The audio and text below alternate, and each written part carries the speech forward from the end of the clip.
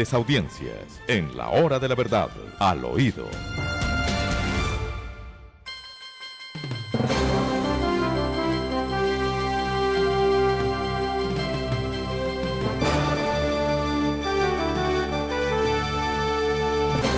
Queridos amigos, los invitamos para que esta tarde nos acompañen en la tarde, en la hora de la verdad, a las 6 en punto de la tarde. Estaremos con ustedes hasta las 7 de la noche haciendo los comentarios sobre hechos importantísimos del acontecer nacional y del acontecer mundial. Estaremos con una persona crucial en la vida actual de Colombia, el doctor Darío Acevedo, director del Centro Nacional de Memoria Histórica, y él nos contará qué es lo que está pasando con esa memoria histórica del país y en qué la quieren convertir. 6 de la tarde, YouTube y Facebook, la tarde en la hora de la verdad. Ahí los esperamos, sí señor. Muy puntuales estaremos en esa tarde de hoy. Sí señor, ahí los esperamos entonces y serán muchas las cosas que tendremos que analizar porque los acontecimientos se están desenvolviendo a una velocidad extraordinaria. Yo sigo supremamente preocupado con el tema gravísimo de la expresión que ha utilizado el presidente Biden refiriéndose al presidente Putin. Gústele o no le guste, parezcale Putin lo que le parezca. Eso es prácticamente una declaración de rompimiento de relaciones. Entendería yo. Lo es, sin lugar a dudas. Yo creo que se va a complicar la relación aún más entre los Estados Unidos y Rusia por cuenta de esas declaraciones que ya tienen sus consecuencias. Ya Moscú retira a su embajador de Washington y Putin ya le responde. Lo llama a consultas, ¿no? Lo llama a consultas. Sí. ¿Y Putin qué está contestando? Bueno, ha dicho palabras más, palabras menos. Siempre vemos nuestras propias cualidades en otra persona y a partir de esto evaluamos sus acciones. Palabras más, palabras menos, lo que ha dicho Putin. Muy bien. Bueno, y por acá en la parroquia tenemos a un presidente que está muy enojado. No sabemos con quiénes. Los que le dijeron que no iba a llegar a 1 millón de vacunas. Pero es que el problema es que tiene que llegar a 60 o 70 millones de vacunas para poder vacunar a 30 o 35 millones y producir lo que se llama la inmunidad del rebaño. Y la gente se dice, a este ritmo, ¿a dónde vamos? 1 millón de vacunas en un mes. ¿Necesitamos 60 meses para los 60 millones o no? Pues no es fácil la cuenta. Una regla de 3 sencilla indicaría que así es. Evidentemente se tiene que acelerar el ritmo de vacunación, se tiene que acelerar la llegada de las vacunas. Ya lo decía más temprano, esta segunda etapa que se inicia son 7.2 millones de personas, entonces estamos hablando de 14,5 millones de vacunas para que estas personas pues queden completamente vacunadas. Obviamente se requiere que se acelere la llegada de vacunas. Si quiere, escuchemos al presidente, las palabras del presidente. Oigámoslo. La bravuconada de ayer. Oigámoslo. Pensábamos que la pandemia tendría un final pronto. No veíamos las vacunas en ese momento como una posibilidad. Y hoy estaremos llegando al 1 millón de vacunados en nuestro país. Para aquellos que decían que la vacunación masiva solamente llegaría en el 2023, ahí tienen su respuesta. Aquí hay 1 millón de vacunados hoy en Colombia y vamos por más hasta cumplir esa meta. Bueno, la meta de 35 millones. De 35 millones, pero es que no son 1 millón porque a ese millón le pusieron la primera vacuna, la primera dosis y necesitan 2. Sí, son ¿No? 70 dosis, entonces 70 millones de dosis de vacunas las que se requieren. Entonces son 500,000 vacunados y necesitamos para 30 millones o 35 millones. En fin, no estamos haciendo críticas, lo que estamos esperando... Está muy bien que lleguemos al 1 millón de vacunas, muy bueno, excelente, pero pues está demorado el proceso, está demorado, solamente hay que advertir aquello. Hay que advertirlo. Bueno, Y entonces hablemos de un proyecto que no puede pasar desapercibido. Es que aquí le van metiendo a uno goles por todo el ángulo sin que uno se dé cuenta.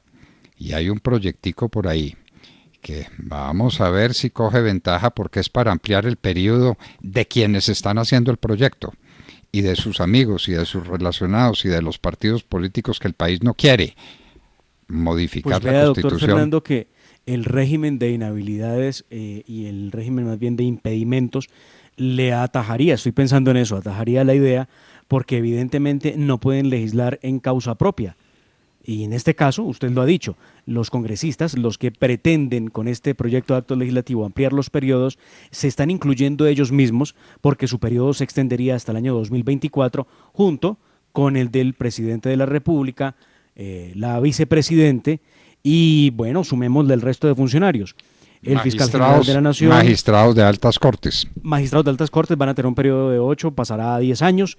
Por eso. Tenemos entonces también al fiscal general de la Nación, tenemos a la procuradora general, tenemos al defensor del pueblo, tenemos al registrador nacional del Estado Civil, a los magistrados del Consejo Nacional Electoral, con un periodo ampliado, doctor Fernando, que a partir de 2024, tanto para los que acabo de mencionar como alcaldes, gobernadores, diputados, concejales, presidente, congresistas, tendrán periodos de 5 años del 2024 en adelante. Y no es un proyecto transitorio, no es un asunto de por la pandemia hagámoslo, como se dijo, sino que esto es una cosa definitiva. Una reforma a la Constitución política. Me dicen que ya hay reacciones de la vicepresidente Marta Lucía Ramírez.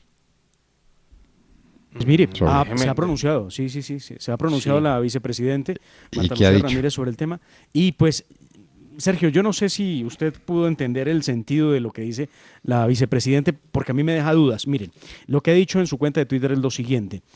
Como lo ha dicho el presidente Iván Duque, fuimos elegidos para el periodo que finaliza el 7 de agosto de 2022, ni un día antes ni uno después. Respeto profundo por nuestra democracia. Nuestras preocupaciones y prioridades son vacunación, reactivación, repotenciación económica e inclusión de la población informal. ¿Será esto un rechazo claro a la idea? ¿O cuando uno dice respeto profundo a nuestra democracia, quiere decir que respeta uno lo que piensen las otras ramas del poder? No, pues me parece que se debe respetar un proyecto de ley en ese sentido, de acto legislativo en ese sentido. Pues se debe respetar, se debe debatir. Para eso es el Congreso de la República, para que se dé el debate. Evidentemente, yo en lo personal estoy en completo desacuerdo con esto. Y ojo de mar, porque usted hablaba de la violación del régimen de inhabilidades e incompatibilidades. Pues el senador Roy Barreras ya anuncia que vendrán demandas contra todos los firmantes de ese proyecto, precisamente buscando que se les declare la muerte política. ¿Que se les declare la muerte política? Eso es lo que dijo. ¿Y eso qué es? Bueno, pues que queden inhabilitados por haber firmado un proyecto que, dice él, los favorece y los beneficia directamente a ellos. ¿Y esa sanción dónde está prevista? Que yo no la conozco. A lo mejor de mar usted la tiene esto ahí. Es incurrir, doctor Fernando, es lo que es el régimen de inhabilidades e incompatibilidades. Es incurrir en un impedimento que tienen los congresistas porque no pueden legislar en causa propia, en causa que los beneficia a ellos. Si ellos lo llegaran, pues evidentemente vendrá una investigación que corresponde por parte de la Procuraduría para sancionarlos e inhabilitarlos inclusive por haber hecho eso. Es lo que ocurre. Ningún congresista, doctor Fernando, ¿no? En los debates, si el proyecto de ley o de acto legislativo de alguna manera llega a beneficiarlo a él o inclusive a su núcleo familiar o a las personas que tiene como su esposa, como sus hermanos o tíos, pues sencillamente tiene que declararse impedido y le deben aceptar el impedimento por pues una causa lógica. Y así está de claro en el régimen de inhabilidades que se proponen en el Estatuto del Congresista. Entonces, yo creo que no lo van a poder hacer, no le veo por dónde. Eso significa que el Congreso no puede reformar la Constitución en nada que se refiera al Congreso, que es el elemento central de todo el sistema democrático. Lo pudiera hacer, doctor Fernando, pero entonces, a ver, que sea a partir del 2024 o, si lo desean, a partir del año 2022, cuando ellos ya no sean congresistas. Periodos que no los cobije a ellos, a quienes ya están ejerciendo el cargo. Pueden hacerlo, pero no sobre sus propios periodos. Ya, lo pueden hacer respecto a los periodos de los demás. Bueno, respecto a los periodos posteriores. Esa es una interpretación. Pero en todo caso, en eso estamos. Y Demar, reforma tributaria. Reforma tributaria o catástrofe, diría alguno. El doctor Oscar Darío Pérez dice, bueno, no es una catástrofe, pero sería gravísimo, gravísimo, gravísimo que nos quitaran el grado de inversión. Y resulta que aparecieron los expertos y no dijeron nada, o dijeron algo. Pues los expertos han dicho, doctor Fernando, algo que creo yo pone contra la espada y la pared al presidente Iván Duque. El presidente Iván Duque, recuerden ustedes, quien sí ha advertido de un principio y lo ha dicho claramente, y veo que no tiene razones para esconderse cuando lo dice, el de Hacienda, que ha sido claro en la necesidad de el IVA generalizado en la canasta familiar. Muy bien, pues ahora, al parecer, el documento de la Comisión de Expertos, que es de más de 200 páginas, trae como médula, como fundamento de esas propuestas, la necesidad que hay de eliminar las exenciones del IVA que hay sobre la canasta, lo que significa que todos los productos llevarán, los que no tienen el 19, pues van a quedar en el 19, cosa que el presidente Iván Duque ha dicho no va a ocurrir. ¿Qué va a hacer el presidente entonces? ¿Va a desatender una cosa que es fundamental y que ha propuesto la Comisión de Expertos? ¿Va a desatender ampliar la base gravable para que más colombianos sean contribuyentes? ¿Qué va a hacer el presidente? Muy difícil situación, la verdad, porque una cosa dice la Comisión de Expertos, que es la que estábamos esperando, nos diera luces, y otra cosa muy distinta, de hecho en contravía, es la que ha dicho el presidente de la República. Ha dicho el ministro Carrasquilla que se requiere un aparato eficiente, sencillo, simple de administrar y un sistema sobre todo progresivo y solidario. Quienes más tienen, más deben aportar al sistema, es lo que dice Carrasquilla. Bueno, sí, pero pues eso tiene un límite, ¿no? Eso tiene un límite porque el capital no tiene corazón. Dígame, ¿cómo traigo yo capitales al país? Si les digo que tienen que pagar impuesto al patrimonio y que tienen que pagar este impuesto y aquel otro impuesto para que tengan muy buen corazón. Dicen, pues el muy buen corazón se lo aplicará a otro, pero yo me voy para otro país donde no existan esos gravámenes. Entonces, bueno, el capital no tiene corazón. Se lo recuerdo. ¿Y cómo les parece la reunión tripartita entre Timochenko, Mancuso y el padre de Ru? Terna de haces. Dios, ¿se refiere usted a la reunión ante la Comisión de la Verdad? Sí, claro. Pues vaya espectáculo el que van a brindar el día de hoy, porque la reunión es en algunas horas, doctor Fernando. Bueno, entonces... ¿Y qué verdad va a salir de allí, no? Que la culpa de todo lo tiene el sistema, lo tiene el establecimiento, lo tiene la gente, lo tiene el país, que ellos simplemente fueron instrumentos ciegos y que lo lamentan de una guerra o de un conflicto que no querían, pero que están dadas las condiciones para que ese conflicto exista y que ¿qué le vamos a hacer? Que o se modifican las reglas de juego o el conflicto va a seguir. La comisión histórica, la verdad acomodada por ellos como les parezca.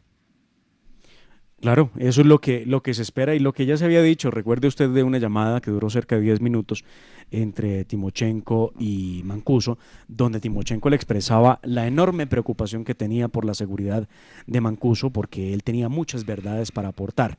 Y Mancuso decía que sí, que él tenía mucho para decir y que lo diría en su momento. Seguramente hoy sea uno de esos días de espectáculo donde se confabulen para decir, o para más bien reescribir la verdad, porque aquí habrá que creerle a esos sujetos. ¿Leyeron ustedes la carta de respuesta que el Ministerio de Salud le dio al Consejo Nacional Electoral o a su presidente sobre la revocatoria de alcaldes y su paso previo, que es la consecución o la recolección de las firmas indispensables para el efecto? ¿La leyeron? Que se limita a hacerle 20 preguntas adicionales al Consejo Nacional Electoral. Antes de que yo le pueda contestar, contésteme. A ver, contésteme estas 20 preguntas. No, y esto entonces, es ridículo. ¿cuánto se va a demorar el Ministerio de Salud para contestarle esas 20 preguntas al Consejo Nacional Electoral? No, es un ping-pong. Esto es un ping-pong. Bueno, y lo pueden seguir alargando. Por eso. De pregunta va a pregunta viene. Y entonces, y la Constitución la reformaron por carta entre dos funcionarios. La Constitución, la revocatoria de alcaldes quedó reformada por el ministro de Salud y por el presidente del Consejo Nacional Electoral. Reformada la Constitución, no hay revocatoria de alcaldes, porque hay pandemia, esa es la disculpa, y entonces como hay pandemia, antes de que yo le conteste cómo hacer para recoger las firmas, contésteme usted estas 20 preguntas que le hago. Mire usted, parte de la carta dice lo siguiente: es claro que para el proceso de recolección de firmas de revocatoria de mandato, si es claro para qué lo preguntan, como inscripción de candidaturas presidenciales, se deben observar medidas de bioseguridad para prevenir y controlar la transmisión de COVID-19. Ello teniendo en cuenta que esta actividad, para su característica de alta interacción social, implica un mayor riesgo en la transmisión. Veo que lo tiene muy claro, pero no sé para qué lo pregunta, insisto. Lo cual puede contribuir en aumentar el contagio y una posible generación de brotes, pues en la actualidad se tiene un número importante de población susceptible de adquirir la infección, dice la carta. Ahí no está diciendo nada. Sí, le formula las 20 preguntas sobre cómo es el método de recolección de las firmas, que acaso no fue lo que le preguntó el registrador al ministro, cómo se puede hacer la recolección manteniendo normas de bioseguridad. Entonces al ministro le contesta con 20 preguntas. Y entonces, mientras tanto, la Constitución no opera. Y la revocatoria de alcalde se quedó escrita. Y la Constitución quedó reformada por el señor Fernando Ruiz y, ¿cómo se llama el del Consejo Nacional Electoral? Dos señores. Alexander Vega.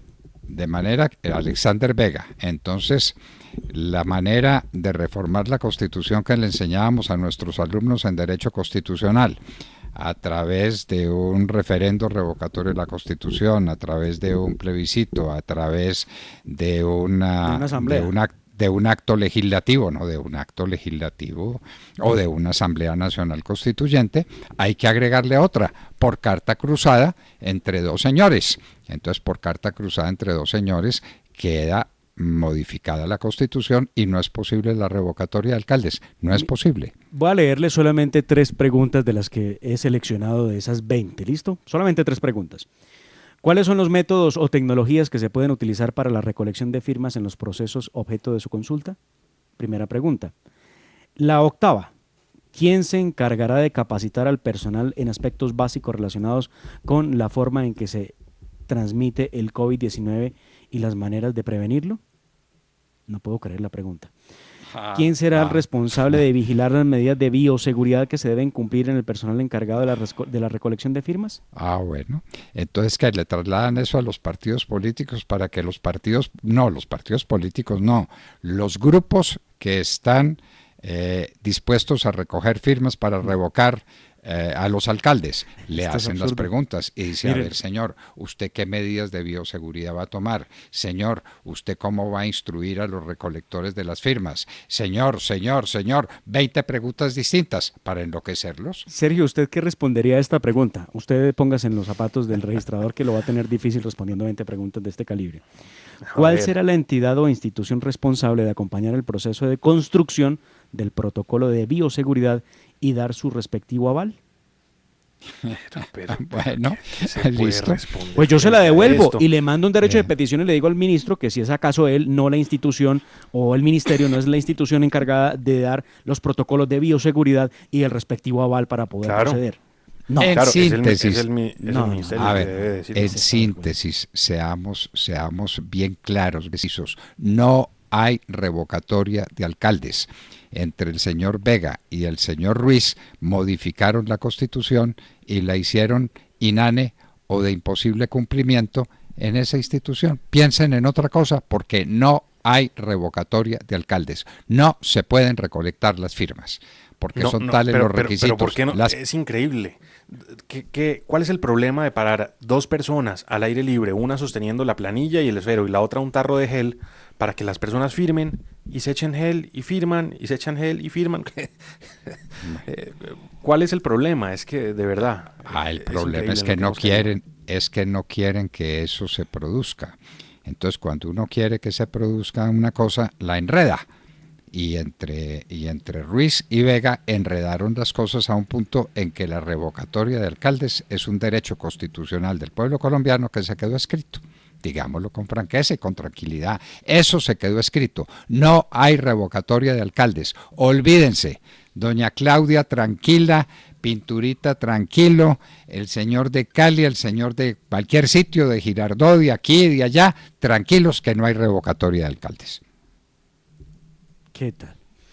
Bueno. Definitivamente, ¿qué país el que tenemos? ¿Vieron ustedes las imágenes de la lancha cubana que llegando a tierra firme en los Estados Unidos se voltea con un poco de personas a bordo que lograron ser rescatadas y salvadas, pues milagrosamente? Eso no es simplemente morbo. Mirar pues es espectáculo terrible de una gente que se está ahogando y que se va a morir y que llegan los medios de rescate y logran salvarle la vida. No, el tema es que los cubanos se están tirando al mar, que están desesperados, enloquecidos, que no resisten más ese régimen, que no aguantan más pobreza y que prefieren las dificultades y los riesgos de morir en la mitad del mar, víctima de las olas o de los tiburones o de ambas cosas, que seguir viviendo en Cuba. ¿Cómo le parece? Pues la gente se tira al mar es por el desespero, es por el simple desespero, por el hambre, hambre que además se ha acentuado en la isla que tanto dependía del turismo y que ya completa un año, prácticamente un año completamente cerrada al turismo en medio de la pandemia, tratando de desarrollar la vacuna, pero en eso está Cuba, en una situación completamente desesperante para sus habitantes. Además le hago otra preguntita. Que sea sencilla, porque Teníamos si me pregunta algo así como la Sí, que no sea como Claro, que no sea como la pregunta que me hizo Demar a mí No, del Ministerio de Salud. no, del yo Consejo siempre, Nacional Electoral, no. yo siempre le pregunto cosas fáciles para que usted se luzca, ni más faltaba. Bueno, señor. El BID va a financiar el proyecto de navegabilidad del río Magdalena. Le hace dragado del río Magdalena para que puedan cruzar las naves y para que el río Magdalena sirva para lo que debe servir como gran elemento de comunicación entre el norte y el sur del país. Para lo que tanto sirvió durante tantos años, es que y para lo que el Magdalena se navegaba, ¿no? Y para lo que debe volver a servir. Entonces se celebró un contrato con Odebrecht, con un consorcio integrado por Odebrecht y por Julio Gerlain. Se celebró. Si se celebró era porque estaba el dinero listo, porque estaba todo previsto. Ese contrato falló, porque Odebrecht fue Odebrecht y porque Julio Gerlain fue Julio Gerlain, y entonces fracasó. Y entonces ahora la noticia es que tenemos que contratar un empréstito del BID para hacer lo que debió estar financiado y listo para ejecutar ese contrato, ¿o no, Demar? Pues, doctor Fernando, la pregunta es, ¿qué pasó con esa platica? Claro, ¿qué pasó con ¿En qué eso? bolsillo terminó? Claro. pues, claro. mire, lo único que se sabe es que el gobierno multó en su momento a Odebrecht, esto fue en junio del 2016, que multó a Odebrecht por el tema Navelena, que arrancó con adjudicación del contrato en 2014 a ese consorcio que se llamó así, Navelena, ¿no? El contrato de APP que garantizaba que se fuera navegable el río Magdalena. ¿Qué pasó con la plata que se invirtió? Pues no lo sabemos. ¿Qué pasó con la sanción que se le impuso a Odebrecht y de cuánto dinero fue? Tampoco lo tenemos presente. Lo que sí, doctor Fernando y Sergio, es que tenemos ahora que buscar ese empréstito por 1.6 billones de pesos para poder lograr por fin esa asociación público-privada que logrará la navegación por el río Magdalena. Increíble. Entonces se había suscrito un contrato sin plata para cubrirlo. No había en el presupuesto de la nación o en alguna parte el recurso suficiente para cumplir las obligaciones de un contrato que estaba firmando el Estado. ¿Eso fue pura irresponsabilidad del señor Santos? ¿O la plata estaba y la plata se fue para alguna parte cuyo destino no conocemos y ahora hay que reemplazarla por un empréstito del BID que habrá que pagar? Es que el BID no es Papá Noel. El BID no viene a regalarnos plata, viene a prestarnos plata en unas condiciones de favor, de plazo, de tasa de interés, probablemente lo que quieran, pero una plata que hay que pagar. Eso es más endeudamiento de la nación. Y esto es en dólares. ¿Y dónde estaba la plata? ¿Dónde estaba la plata para el contrato de Odebrecht y Julio Gerlain con la nación? Sí, es cierto. Esa plata tenía que estar ahí y si se desembolsó, pues que nos digan cuánto fue lo que se perdió. ¿Cómo harán los próximos dos mandatarios, los próximos dos presidentes? Bueno, si es que esto no lo convierten en periodos de 5 años, ¿no? Pues haciéndola más corta, porque una cosa es que hoy tenemos un periodo de 4 años, pero bueno, sí, aquí todo puede pasar. Digamos que sigamos con los 4 años. ¿Habrá manera de que en los próximos 2 gobiernos por lo menos cubramos el déficit fiscal que estamos dejando? Porque vaya hueco fiscal, súmele, ahora tenemos Vaya, claro. Y vino la comisión de expertos, todos pendientes. ¿Qué va a recomendar la comisión de expertos? 220 páginas de un tratado de derecho tributario, que ese no lo conocemos, lo hemos leído varias veces, eso está claro. La montaña parió un ratón. Los expertos no dijeron nada sustantivo ni preciso, y entonces ahora, señor ministro de Hacienda, prepare usted el proyecto y preséntelo. No, sabe, yo me permito decir esto, doctor Fernando. Sí dijeron algo sustantivo y preciso, solo que eso no va con la idea que tiene el presidente de la República. Bueno, que todo tiene que ser a punta de IVA. Y que el IVA es el mejor de los impuestos, es el peor de todos, nos enseñaron cuando estudiábamos Hacienda Pública, porque es un impuesto indirecto y los impuestos indirectos son fuente de injusticia, porque paga lo mismo el más pobre que el más rico, ¿no? Si usted tiene una tonelada de papa con gravamen, la tonelada de papa la paga la gente más pobre del barrio más pobre de Bogotá, lo mismo que lo paga el más rico, porque ambos comen papa. Así es. Muy bien. Así es. Y nos vamos a hablar con un personaje muy cercano a nuestros afectos, que ha sido absuelto y no puede ser absuelto en la sacristía cuando lo acusaron en mesa solemne con Te Deum. ¿No? Eso no puede ser. Eso pasa aquí en Colombia. Cuando a uno o a una persona la persiguen y le inician un proceso, entonces eso es con bombos y platillos. Lo absuelven y nadie se entera.